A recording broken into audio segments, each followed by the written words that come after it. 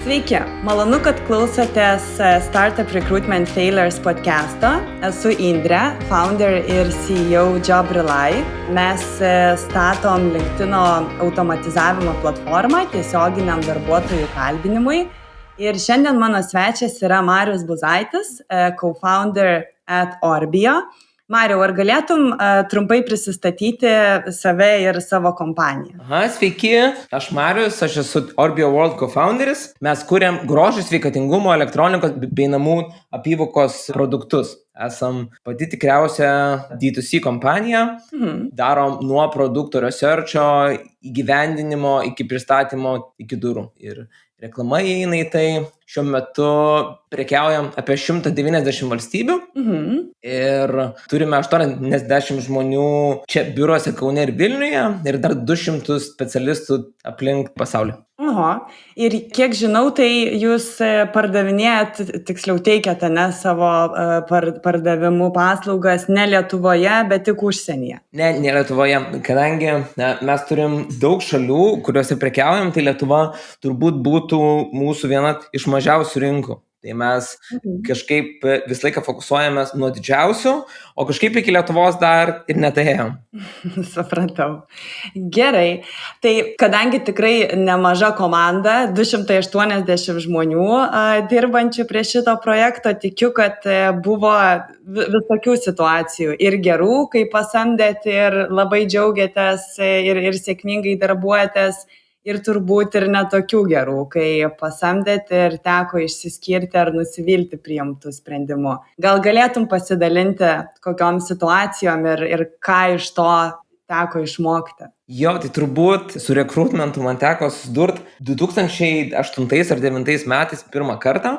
Tuo metu mes su kitais dviem co-founderiais turėjom web developmento kompaniją, reiškia atsidarėm, pradėjom jo nuo vieno žmogaus ir jau kažkaip papuolėm į tokį ganėtinai competitive, reiškia rinką, nes jau tada jau programuotojai buvo toksai sudėtinga specialybė kaip ir dabar, sunku buvo surasti, sunku buvo jį privilioti, tai mes, reiškia, tai visa kompanija turbūt daugiausiai rėmėsi ant HR. Turėjom tokį iššūkį, reiškia, kad juos surast, apskritai įvertint, mes nelabai net žinojom, ko mums reikia. Mes kaip ir dabar buvom sales driven organizacija, tai reiškia, iš pradžių būdavo sales first, o po to jau galvodavom, iš kur čia gaut dar tų žmonių ir kaip ką padaryti. Tai turėdom galvoti visokius out of the box sprendimus, kaip čia juos prisikalbint, kaip bendraut, dalyvaut community veikloj, kuo daugiau stengtis remti visokiausių ten programuotojų renginius ir panašiai. Tai man asmeniškai kaip ne programuotojai, nors aš su akiniais ir visi galvoja, kad aš kažkodėl tai esu iš IT labiau, bet aš nesu iš IT, aš visą laiką buvau labiau iš verslo. Tai buvo pakankamai sunku, reiškia, paieška, bet kažkaip paiešką visai pavyko vykdyti gerai, netgi tuo metu girdėdavom iš daugelio HR įmonių, kad reiškia, kad čia yra neįmanoma rast, ten kalbėdavo apie, 10 000 atlyginimus ir panašiai. Aišku, jau mūsų verslas turbūt nebūtų gavęsi su 10 000 litų atlyginimais, nes mes vis dėlto bodylysinom arba pardavinėjom, reiškia, valandas žmonių ar darydavom projektus valandinius. Tai kažkaip visai neblogai pavyko pritraukti kandidatų, bet sunku buvo pakankamai įvertinti, ar jisai mum ten tinkamas ar netinkamas. Ir tada supratom, kad čia greičiausiai mum ir sunkioji dalis yra. Ir tų failų, apie ką turbūt tas ir podcastas, tai buvo pačių įvairiausių. Bet dažniausiai būdavo kažkoks tai mūsų failas. Reiškia, mūsų failas apie tai, kad ten sunku suprast, kas per žmogus, sunku suprast jo skillsus ir dažniausiai turbūt būdavo problema tokia, kad atėjus žmogui, pradėjus programuoti, reiškia kažkokį tai kliento projektą, būdavo pakankamai sunku suprast, ar jisai ten gerai daro, ar nepalieka techninės skolos, ar deliverins laiku. Tokius, pavyzdžiui, apie komandos, ar jis ten kultūriškai yra tinkamas į tą komandą, ar jie ten sutarė tarpusavį ir panašiai, tai pakankamai greitai mes suprastam. Bet tokius būtent techninius klausimus, kaip ar pats darbas yra kokybiškai atliktas, nes viduj kode, bent jau iš vadovų, tai mažai kas turėdavo kompetencijos, vėliau aišku šitą klausimą turėjom spręsti ir išsisprendėm. Ir būdavo tokių failų, reiškia, kad suprantam po 5 kokių mėnesių, kad reiškia, kad jisai, absoliučiai viskas tam kodė yra blogai, nieks vėliau prie to kodo liestis nenori, tas kodas yra klientui atiduotas šitoksai, reiškia, blogas. Kodėl tai buvo? Ar neturėjo techninio projektų vadovo, kuris galėtų įvertinti ir kaip identifikavot, kame yra problema ir kaip ją sprendėt? Iš pradžių galbūt patys nelabai turėjom kompetencijų, mažai žmonių, mes patys dirbdavom ir salesais, ir vadovais projektų, tai kažkokių, tai reiškia, team leadų nelabai turėdavom ir toksai, ir pats darbas, reiškia, pavyzdžiui, ten, nuo ko mes pradėjom, tai ten, nežinau, tinklalapių kūrimas ar ten shopų kūrimas, tai būdavo toksai galbūt labiau vieno žmogaus darbas, reiškia, ypač tam tikros užduotys. Jau kada komandai prasidėdavo tarp ten 3-4 žmonių, tai tada jau suprasdavom, reiškia, jau kiti žmonės pasakydavom, kad reiškia, šitas man ten kodas nepriimtinas ar kažkas blogai, bet pavyzdžiui, ten, kada kuri klientui, kuris susiema antkapiais tinklalapį, tai vėliau jau, kada jisai pradeda, reiškia, dėti antkapių nuotrauką, supranti, kad ten nuotraukų nemažina, ten kažkas nedadaryta, nepadaryta, nepagalvota, jo, ir tada, reiškia, mes esam, tarkim, klientui suskaičiavę projektą 140 valandų, jau išleista 150 ir mes suprantam, kad dar jį pilnai dabaigti, turbūt mums dar tiek pat reikia. Ir labai dažnai prisimdavom, reiškia, tą nuostolį ir duodam kažkam kitam dabaigti. Ir kaip sprendėt tokią situaciją? Vėliau truputį kažkaip priėmėm, kad pasikelt kartelę apskritai prie žmogų priimant, tokią turėdavom užduotį, mes pamatydavom programavimo kultūrą visą. Ar jis sugeba ten, nežinau, kurti kažkas ten lenteles tvarkingai, ar užvadinti jas tvarkingai, ar ten nenaudot simbolių kažkokių, kurių nereikia naudoti. Tokius atrodo elementarius dalykus, bet labai daug ta kultūra pasakydavo apie toliau viską. Ir tarp kitko, iki šiandien Orbio World mes naudojam užduotį, galbūt ne tą pačią, bet panašaus principo. Reiškia, kad dar galbūt sudėtingesnė ir tą kartelę taip jau stipriai mes esam užsikėlę, tai pas mus, kas susiję su programuotojais, tai rotationas mažas labai, bet sąlyginai kiek yra aplikantų, tai labai mažai ir priimam. Tai vat šito turbūt buvo solutionas ir toj pačioj pirmoji kompanijoje.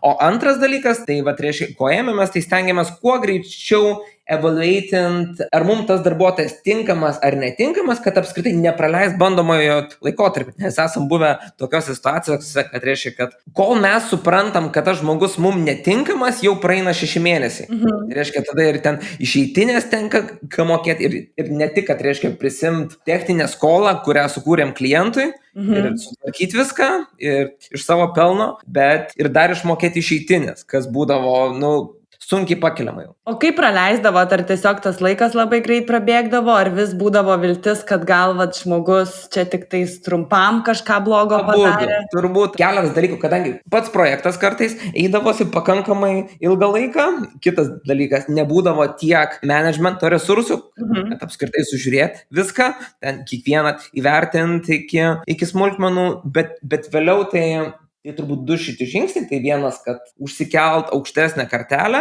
o kitas, kuo greičiau stengtis įvertinti jo darbą. Ar yra tekę galbūt pasamdyti nebūtinai tik ne iki galo gerai įvertinus techninius įgūdžius, bet daugiau tokius psichologinius, asmeninės savybės, atitikimą komandai? Būdavo tie, kurie jau dirbdavo kažkokioj ten superiniai kontoroj, jų Kaune daug labai, nes yra KTU programavimo lopšys ir daug tų kontorų, tai kada ateidavo jau žmogus kažkur dirbęs, jau būdavo jisai tai reiškia, jeigu kažkur dirbęs bent metus ar 2, tai yra jau šiokia tokia darbo kultūra. Apie, reiškia, studentus tai būdavo įvairiai. Yra ta darbo kultūra, kartais ją bandydavom išsiugdyti ir išsiugdydavom, o kartais būdavo tokių visokių keistų, pavyzdžiui, kad žmogus dirbęs kokiam nors amerikiečių tinklalapį, vienas programavęs 8 metus. Tai va čia yra vienas iš tokių blogesnių variantų. Šiaip atrodo, 8 metų patirtis,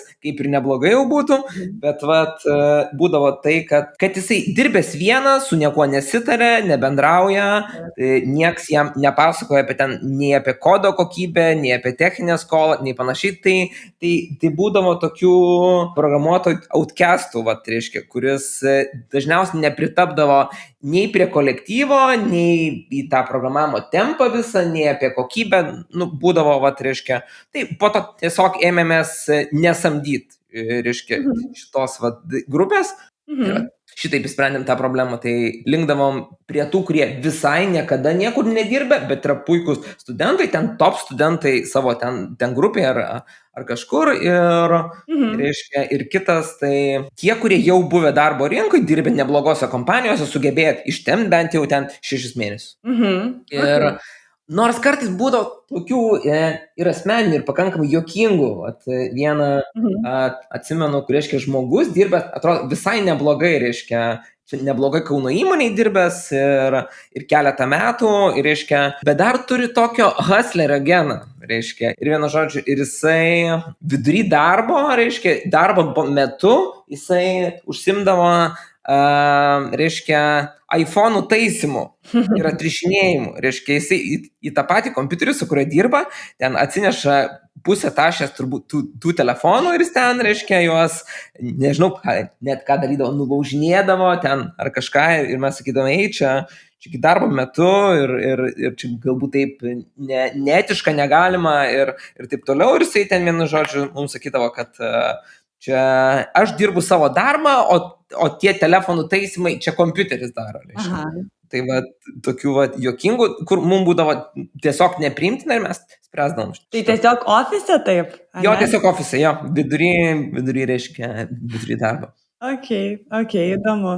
Gerai, gal dar kokių nesėkmių turi, ar iš programuotojų, ar iš kitų pozicijų žmonių? Tai turbūt kas kartą vis toksai naujas, reiškia, būdavo etapas. Ir, pavyzdžiui, kaip startavom Orbio, tai reikėjo surasti pakankamai daug naujų specialybių, kurių net nelabai įsivaizduoja, kokių čia tų skillsų reikia. Ir kažkaip tas labai sukelia daug klausimų ir tada pamiršti apie elementarius dalykus. Reiškia, jeigu žmogus aplikuoja į tam tikrą poziciją, tai jisai yra tikrai confident, kad jisai ten yra tinkamas.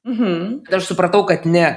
Kad reiškia, kad žmonės aplikuoja į pozicijas vardan to, kad aplikuot, netgi pritraukia savo ten CV labiau prie to ar dar kažko, jie tikrai pasistengia ir, reiškia, ir šiek tiek pagemblina ant tam tikros pozicijos, galbūt vat ir pasiseks. Tai vat, būdavo visokiausių tokių, kur visiškai net ne iš tos srities ir panašiai ir galvoju, tai kaip, kažkaip aš pats savim pakankamai pasitikiu, ir galvoju, tokio jau, šitaip turbūt nedaryčiau, turbūt neičiau į, dirbti į odontologijos kliniką odontologo padėjėjų. Turbūt sutvarkyti dantų nelabai išeitų man, bet galbūt padėjėjų, jis man kažką paaiškina, kažkaip žmonės taip labai žiūri į viską, oportunistiškai, jo.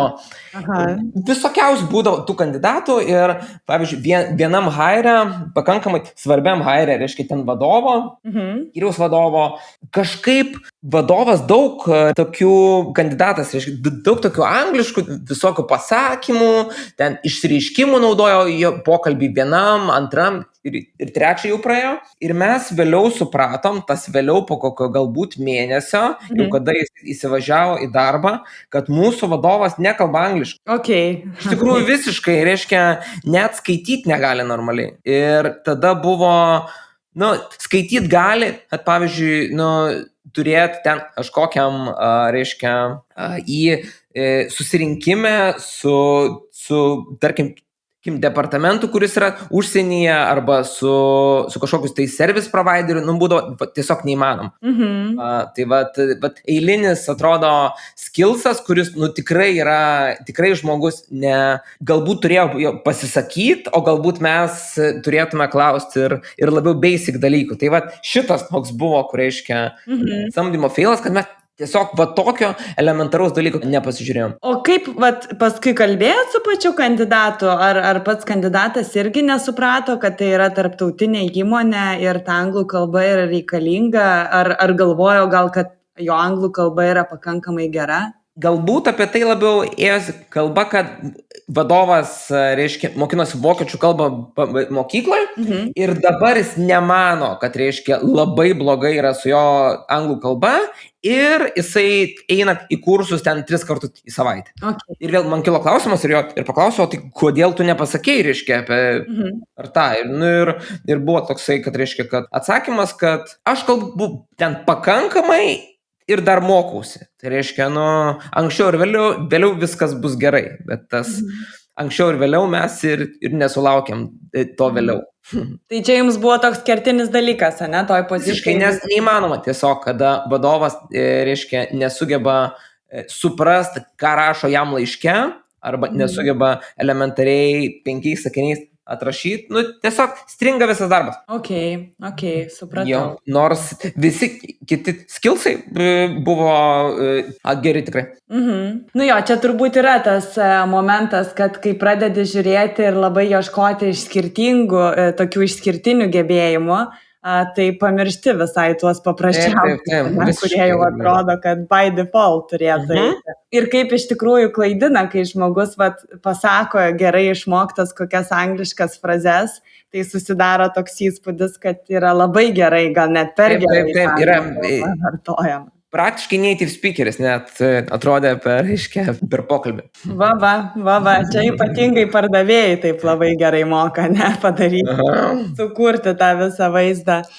Gerai, o kas buvo skaudžiausiai pačiam galbūt dėl kažkokio pasamdymo, kuris buvo nesėkmingas, ne iš tos pusės, kad verslui turbūt visada yra nenaudinga ir blogai, kai reikia keisti žmogų, bet kad asmeniškai galbūt toks jausmas buvo jau ganėtinai didelis nusivylimas. Iš tikrųjų, čia turbūt labai priklauso nuo požiūrio, bet aš kažkaip arba mano smegenys blokuoja, o turbūt blokuoja greičiausiai. Aš stengiuosi apie kažkokius tai ten verslų ar apie startup, kažkokias nesėkmės neužfiksuot galvoj. Tai reiškia, ir tai man padeda eiti į priekį ir aš nepuolu kažkaip griaužtis ir ten kaltinti save ar ieškot, ar ten retrospektyviai žiūrėti ir ten, kad neduok dieve ateityje nepadaryčiau šitos klaidos.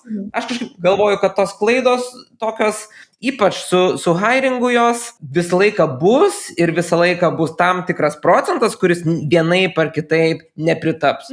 Reiškia, nebūtinai mums netiks, galbūt netiks naujam kolegai, galbūt netiks teamas, galbūt netiks teamo vaibas. Tai kažkaip tokių, reiškia, jau kad failų, kad ant mirties slenksčio atsiminčiau, tai tikrai ne. Tikrai, nors atrodo žmonių daug ir per tiek metų ten daug kolegų turėjom, kažkaip net tokio nėra įsimenančių. Galbūt tokių būta, galbūt netiškų ten, reiškia, reikalų, kada super geras darbuotojas, vienas iš ten top darbuotojų išeina į startupą, kuris yra tikrai vidutiniškas arba netgi prastas ir pradeda hiring žmonės iš mūsų. Ir jisai žino, reiškia, kadangi jisai yra vadovas, juo tie žmonės pasitikė ir jisai išeina į ten 2 žmonių kompaniją, kuri net neturi normalus projekto ir pradeda samdyti geriausius žmonės. Tai toksai, gal šitas toks buvo turbūt nemaloniausias, reiškia. O kaip šitą situaciją sprendėt? Pavyko kažkaip išspręsti?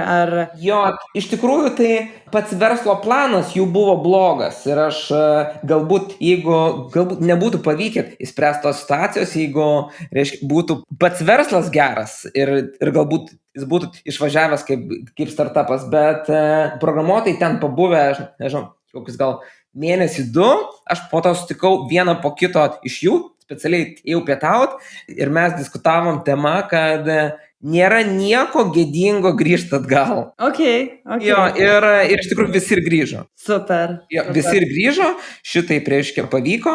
Bet jei taip vis tiek pietauti, nebuvo to tokio nusivylimo, kad mane paliko, apgavo, išėjo su vadovu? Ne, kažkaip labiau buvo galvoj mano, kad jie buvo suvedžioti. Okay, tai Jie buvo suvedžioti reiškia, apgauti žmogaus, kurio jie pasitikėjo. Supratau. Ir tai dar kartą galiu patvirtinti, taip iš tikrųjų, konkrečiai pagalvojant apie tą žmonės, kurie buvo išėję, tai jie dabar, reiškia, mes programavimo kontorą pardavėm, exitinam 2016 įsigijo Britų AI kompaniją ir jie dirbo toj Britų kompanijoje ir vėliau ta Britų kompanija acquirino didžiausią media kompaniją ten listinguojama. Ir iki šiandien dirbo toj kompanijoje. Ir yra patenkinti, ten užima aukštas pareigas ir viskas ten gerai. Tai kažkaip tikrai nieko nėra gėdingo grįžtant gal.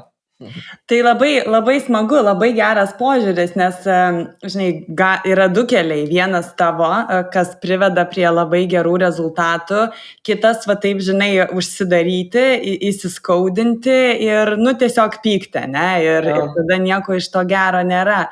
Tai va, ar tu išmokai tokį požiūrį turėti, ar visą laiką jis tiesiog toks buvo? Kaip bebūtų žmonės, mes esam ir aš galvoju, kad neįmanoma reiškia, nebent žmogus, robotas, atimti jo emocijų, atimti pykčio, atimti nusivylimų ir dar kažkokio tai competitiono, ego ar dar kažko, tai kažkaip net nesitikiu, kad ateityje aš nejausiu šitų jausmų.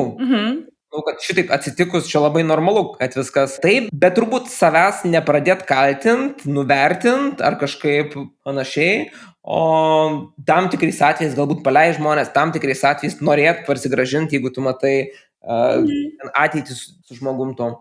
Ir dar buvo daugiau tokių atvejų, kad parsigrąžino kolegas atgal. Ir čia normalu viskas kažkaip. Ir su daugeliu dirbam 10 metų, 12 ir kažkaip toliau viskas. Super. Čia labai smagu, kai galim susikurti tokius ilgalaikiškus santykius ir turbūt normalu, kad žmonės nueina, pasižiūri, gal kažkur kitur yra geriau, įdomiau ir pargrįžta. Tai toks labai didelis pasitenkinimas turbūt, ne? Jo, ir ypač, reiškia, kada kolegos buvo, pavyzdžiui, mes juos turėdavom nuo antro kurso, pavyzdžiui, jam mes ten mokėdam stipendiją, arba jam apmokamą praktiką turėdavo, vėliau dirbdavo, reiškia, jie iš tikrųjų nelabai matė kitų kompanijų.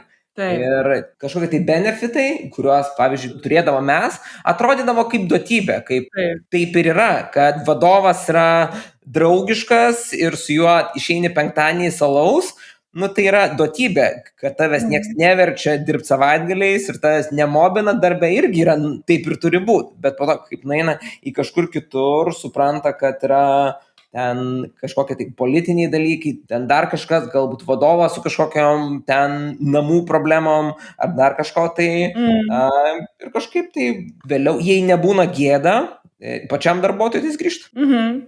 Jo, čia toks, žinai, gėda gal net ir neturėtų būti, nueini, pasilygini, pasitikrini ir aišku, čia kiekvienam asmeniškai.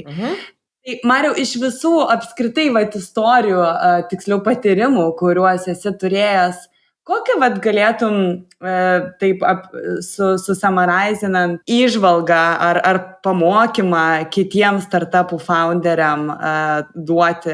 Ką siūlytum daryti arba ko nedaryti? Kaip išlikti stipriu ir kaip pereiti tas visas nesėkmes, jeigu pasitaiko? O jos pasitaiko. Jo, kažkaip negalvot, kad yra kažkoks idealus hairas. Daug labai kliaunuosi aš feeling in my guts, ką reiškia, kad tikiu jausmu, kad reiškia, yra faktai tam tikri, bet jeigu jausmas sako, kad, greičiausiai, kad ir ten visiškai atrodo idealus pozicijos mečas, būtent tai, ko ieškojai, bet jeigu supranti per visus pokalbius, arba ten, mano atveju, ten šiuo metu per ten kažkokį paskutinį pokalbį, kurį aš ten turiu, kad gali būti, kad nebus gerai, tai greičiausiai ir nebus gerai. Tai daugiau pasitikėt ne CV, bet jausmu, reiškia. Aišku, vertint faktus irgi, bet ir kitas dalykas, kad visą laiką galės įsiskirti. Jeigu netiks galbūt gaila laiko įdėto, kiek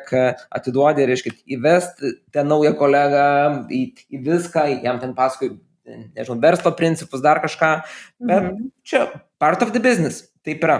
Reiškia, žmonės išeina, gaila, kai išeina, nauja ateina, super, kad lieka, super, kad pritampa, bet vis tai, kad bus tų situacijų, kad reiškia, kad netiks. Tai kažkaip duot tam laisvumo ir negalvot, kad šitas sprendimas yra super geras arba super blogas, nes dažniausiai mes nežinom, kaip seksis. Nu tai.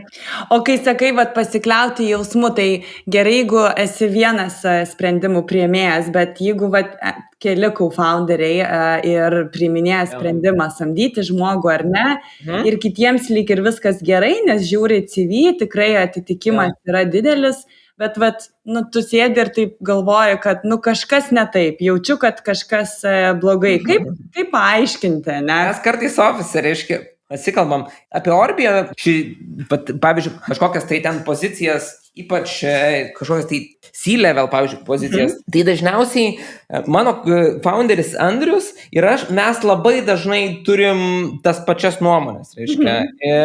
Ir vadovai, kurie irgi dalyvauja tame, irgi C-levelio, dažniausiai irgi, labai labai retai būna, kad reiškia, kad man patinka vienas labai, o jiem patinka labai kitas. Okay. Reiškia, bet tada tai būna, bet tada išsakom ten kažkokius argumentus, bet kadangi turbūt aš su savo founderiu ir su vadovais esam kažkaip ir kultūriškai, nežinau, susiję. Tai ir tie sprendimai dažniausiai būna labai panašūs. Mes net kartais, kad, reiškia, kuris mums labiausiai patiko, pavyzdžiui, kandidatas, turim visi užrašyti ant lapelio. Arba nesakyti viens po vieną, kad netrodytų, kad reiškia, kad nusikopijavom viens, pavyzdžiui, nuo kito.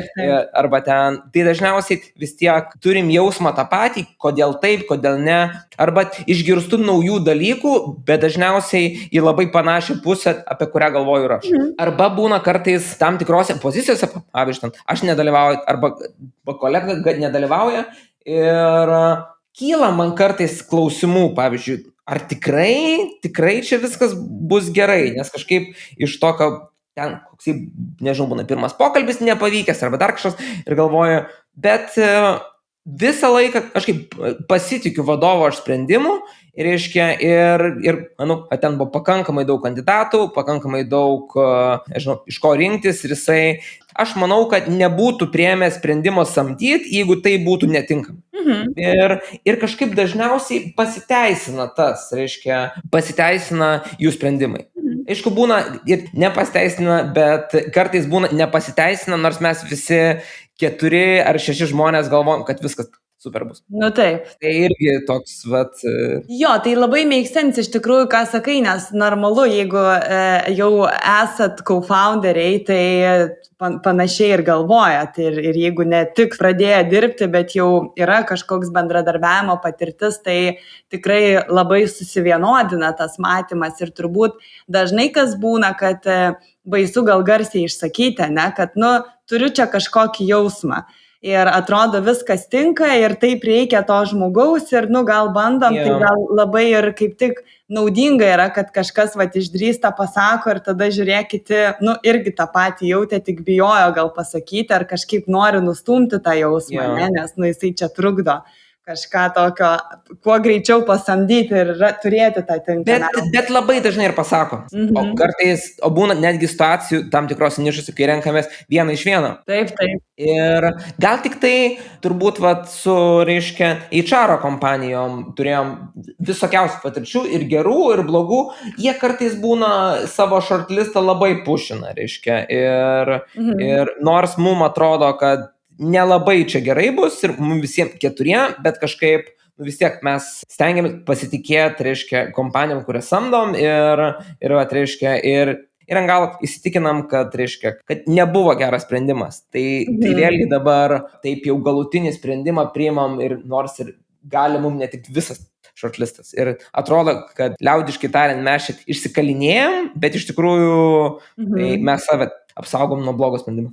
Čia labai svarbu, ką pasakei, nes matai, gal ir yra tikrai labai stiprus samdymo specialistas ar konsultantas, bet kai jisai nėra įmonės viduje ir nežino tos visos kultūros ar apskritai vidinės virtuvės, tai turbūt labai, nestiprus tas ir vertinimas yra, ne, lyginant su tuo, kai jūs esat viduje ir žinot, kas tiktų, kas netiktų. Tai čia irgi labai, manau, svarbu yra, taip, nepasitikėti aklai, nes kaipgi žmogus iš išorės gali žinoti geriau, ar jausti geriau, ne? Tai visada reikia taip vertinti kritiškai, nes, rekruteriai padaro daug, bet galutinio sprendimo tikrai negali priimti už vadovus. Gali tik pakonsultuoti, ne, ar pasakyti kažką iš savo įžvalgų, bet tik iš išorės. Taip, žinoma. Puiku, gerai, tai Mariau, labai ačiū už tavo laiką ir kad pasidalinai istorijom ir įžvalgom. Super, ačiū, kad pakvietėt. Ir ačiū visiems klausytojams. Daugiau podcastų galit rasti jobrly.com.